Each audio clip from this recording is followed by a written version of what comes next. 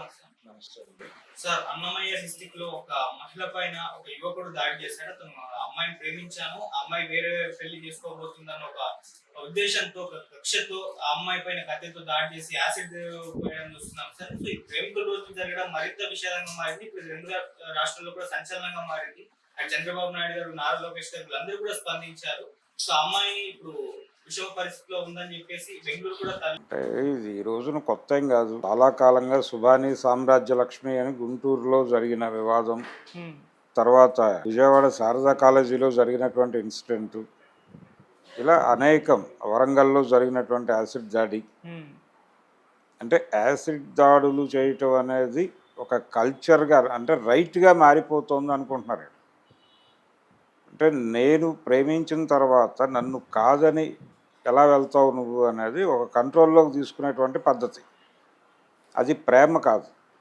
ప్రేమ కాదు, బుల్డోజర్తో బుల్డోజ్ చేయటమే అది అవతల వాళ్ళని. నేను చెప్పినట్టుగా నా మాటను వినకపోతే నేను ఏదైనా చేస్తాను. ఇది ఒక రకమైనటువంటి బ్లాక్మెయిలింగ్ ప్రోగ్రాం. దీన్ని ప్రేమ దాడి అనటం తప్పు. ఇక్కడ ప్రేమ అనే దానిలో క్షమ ఉంటుంది. అంటే వలచుట తెలిసిన నా మనసునకు మరచుట మాత్రము తెలియనిదా అని రాసిన ఆత్రేయ గారు, మనసిచ్చినదే నిజమైతే మన్నించుటయే రుజువు కదా అంటాడు. అంటే మన్నించటం అనేదే రుజువు నువ్వు ప్రేమించాను అంటానికి. ఒకవేళ నువ్వు మన్నించకపోతే నువ్వు ప్రేమించింది ప్రేమ కాదు అనే సెన్స్లో రాశాడు ఆయన. అలాగే ఇంకొక పాటలో ప్రేమ మార్గం ఎన్నడూ ఒకే వైపు దారి కాదు అంటాడు. అది వన్ వే ట్రాఫిక్ కాదు. నువ్వు నీ తలుపును తెరిస్తే అవతల తలుపు తెరుచుకోవచ్చు, తెరుచుకోకపోనవచ్చు. దాన్ని యాక్సెప్ట్ చేయాలి నువ్వు అని చెప్తాడు. అలాగే ఎవరైనా సరే, ఎవరికైనా సరే వారి నిర్ణయాలు వారివే, ఎవరు ప్రభావితం చేయలేరు. అవతల వాళ్ళు కనుక వ్యతిరేక నిర్ణయం తీసుకుంటే దాన్ని సహించి ట్రావెల్ అవ్వగలిగితే ట్రావెల్ అవ్వు, లేకపోతే దండం పెట్టి తప్పుకో. అంతకు మించి వేరే మార్గం లేదు. అది నీ హక్కు కాదు, వాళ్ళ అధికారం. ఎవరి జీవితాన్ని వాళ్ళు నిర్మించుకునేది వాళ్ళ అధికారం. నీకు అడిగేంత వరకే మమకారం ఉంటుంది. అదేమిటి, మనం ప్రేమించుకున్నాం కదా అని అడిగేంత వరకే నీ మమకారం. ప్రేమించుకున్న మాట వాస్తవమే, కానీ నేను ఇప్పుడు వేరే పెళ్లి చేసుకోవాలనుకుంటున్నాను అనే అమ్మాయి చెప్పినప్పటికీ అది ఆవిడ అధికారంగా మాత్రమే చూడాలి, హక్కుగా చూడకూడదు. అందుకని మానవ సంబంధాల్లో ఆ ప్రజాస్వామిక లక్షణం అనేది చచ్చిపోయింది. చచ్చిపోవడం వలన ఈ వికృత వేషాలన్నీ ప్రేమ పేరుతో వేస్తున్నారు. ప్రేమకి దీనికి ఏ సంబంధం లేదు. ప్రేమ అనేటువంటి భావం నీకుంటే అవతల వాళ్ళని నువ్వు ప్రేమించటం నిజంగా కనుక జరిగితే ఎక్స్క్యూజ్ చేయటమే, మన్నించి పంపించేయాలి. అలా పంపించట్లేదు అంటే కనుక నీలో ఉన్నది ప్రేమ కాదు, ఇంకేదో అది. అందుకని వీటిని ప్రేమదాడులు అంటాం తప్పు. ఇవి ప్రేమదాడులు కాదు, కాన్షియస్గా అవతల వాళ్ళని బుల్డోజ్ చేస్తూ చేసే దాడులే. అందుకని ఇలాంటి వాళ్ళని కఠినంగా శిక్షించాలి. అయితే మన ప్రభుత్వాలు వీళ్ళని ఎన్కౌంటర్ చేయటం ఇలాంటివి చేసి పబ్లిక్ మూడుని తనకు అనుకూలంగా మలుచుకునేటువంటి ప్రయత్నాలు చేస్తాయి. ఇది కాదు. అంటే ఈ తరహా భావజాలం ఎందుకు ఈ జనరేషన్లో పోగుపడుతోంది అనేది చూడాలి. అంటే మార్కెట్ ఎకానమీ లక్షణమే మనిషిని సరుకుగా మార్చటం. మనిషిని సరుకుగా చూడటం మొదలుపెట్టాక ఈ దాడులు ఎక్కువైనాయి. నువ్వు నాదానివి అంటాడు ఆయన. నేను నీవాడిని అనేదానికన్నా కూడా నీవు నాదానివి అనటంలోనే ఒక ప్రాబ్లం ఉంది. అంటే అదేదో ప్రాపర్టీ లాగా తయారవుతోంది. ప్రాపర్టీ అని ఎప్పుడైతే అనుకుంటున్నాడో అన్యాక్రాంతం అయిపోతుంది అనగానే దాడి చేయటంలాగా చూస్తున్నారు. ఇతని మానసిక వేదన ఉండొచ్చు, బాధపడవచ్చు, కానీ అవతల వాళ్ళని ఇబ్బంది పెట్టడం అనేది సబబు కాదు అని అనుకోవడం లేదు. అది సరుకుగా చూడటం వలన జరుగుతున్న ప్రమాదం. విలువ లేదు అక్కడ మనిషికి. అంటే అతని అప్పటి వరకు ఆ అమ్మాయితో అతనికి ఉన్నటువంటి రిలేషన్ ఏంటో ఎస్టాబ్లిష్ కాదు. ఎక్కడ కాదని వెళ్ళిపోతే దాడి చేసేటువంటి హక్కు ఏ విధంగా చూసినా లేదు. కానీ ఈ జనరేషన్ పీపుల్లో అలా ఒక మార్జిన్ ఇచ్చి ఆలోచించేటువంటి పరిస్థితుల్లో లేరు. స్పేస్ ఇచ్చి ఆలోచించడం లేదు ఎవరు. స్పేస్ లేకుండా ఆలోచిస్తున్నారు. ఉంటే నాతో ఉండాలి, లేకపోతే కనుక నిన్ను ఏదైనా చేస్తాను నేను అనే పద్ధతిలో, ఇంకొకళ్ళతో నీ రిలేషన్ని నేను సహించను అన్న పద్ధతిలో ఒక ప్రాపర్టీ మోడల్లో డీల్ మాట్లాడుకుంటున్నారు. అలా వ్యవహరిస్తున్నారు. ఈ భావజాలం ఉన్నవాళ్ళే ఈ దాడులు చేస్తున్నారు.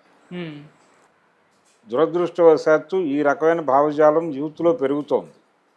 దీన్ని ఎలా హ్యాండిల్ చేయాలి అనే దానికి సంబంధించి ఒక రెగ్యులర్ ప్రోగ్రాం ఉండాలి.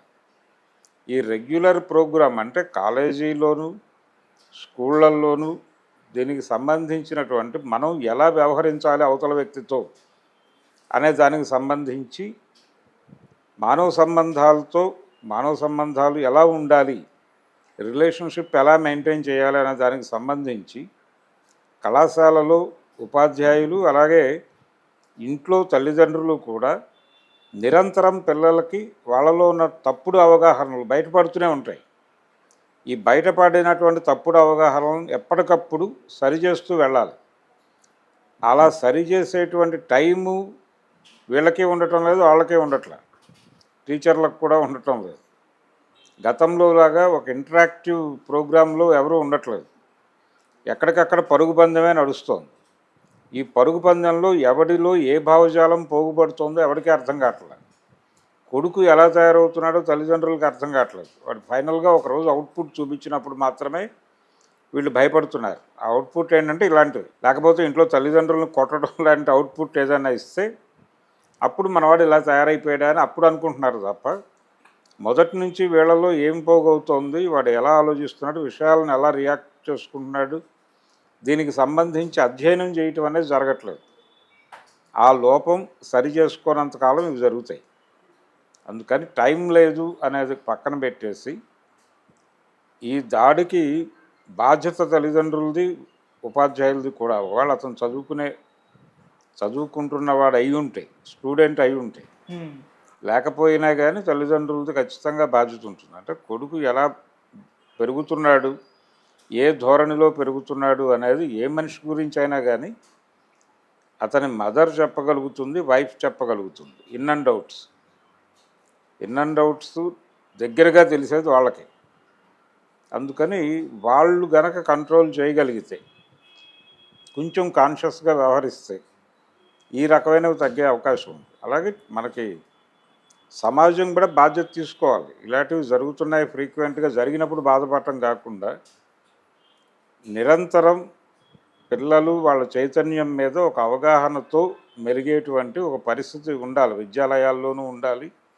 ఎక్కడికక్కడ ఫీజు తీసుకున్నామా, వాళ్ళకి క్లాసెస్ చెప్పామా, సర్టిఫికేట్లు ఇచ్చేసామా, పని అయిపోయిందా, చేతులు కడుక్కుందాం అనే పద్ధతిలో వెళ్తున్నారు తప్ప విద్యార్థుల్ని మనం డిజైన్ చేస్తున్నాము, రేపటి పౌరుల్ని డిజైన్ చేస్తున్నాం అన్న మూడ్లో ఎవరు వెళ్ళట్లేదు.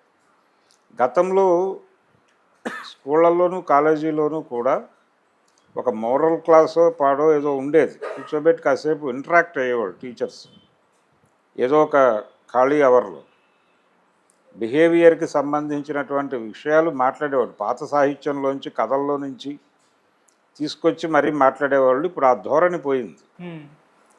అది కావాలి. దానికోసం ఏం చేయాలి అనేది కసరత్తు చేయాలి. అంతే తప్ప ఇలా మీరు ఏదో శిక్ష వేసేస్తే ఇది జరగదు, తర్వాత ఒక ఎన్కౌంటర్ చేసేస్తే సరిపోతుంది, లేకపోతే మరొకటి మరణశిక్ష విధిస్తే సరిపోతుంది అనుకుంటే ఇవి సెటరైట్ అవ్వవు, ఇంకా పెరుగుతాయి. ఓకే, ఆ ఎమోషన్లో అతను ఇవేవి ఆలోచించడు.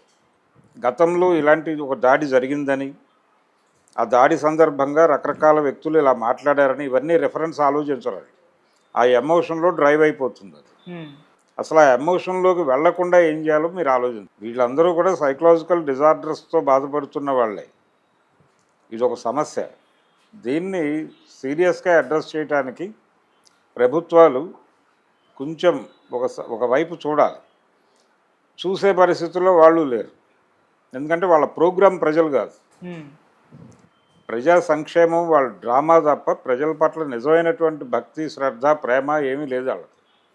లేకపోవడం వలన ఎక్కడికక్కడ కంటి తుడుపు చర్యలాగా ఈ దాడి చేశాడా, ఇది ఖండించేశామా, లేకపోతే ఆడిని చంపేసి ఆ మేరకు ప్రజల్ని తృప్తిపరిచేశామా అనేది ఆలోచిస్తారు.